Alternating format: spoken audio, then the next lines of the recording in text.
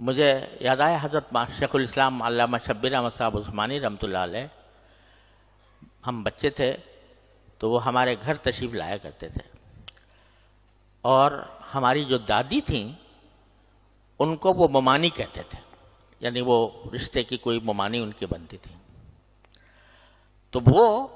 حضرت علامہ کو بیٹا کہہ کر خطاب کرتی تھی۔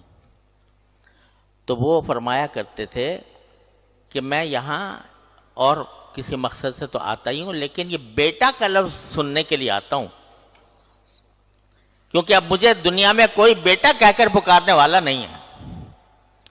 تو وہ چونکہ اس میں جو اپنائیت ہے، اس میں جو لطف ہے، وہ شاید ان کو شیخ الاسلام کہا جاتا تھا، علامہ کہا جاتا تھا، اس میں ان کو اتنا مزہ نہ آتا ہو جتنا بیٹا کے لفظ سے مزہ آتا ہو۔ تو جو رشتہ ہوتا ہے مخاطب سے، اس رشتے کے حوالے سے اگر خطاب کیا جائے تو اس میں اپنائیت ہے،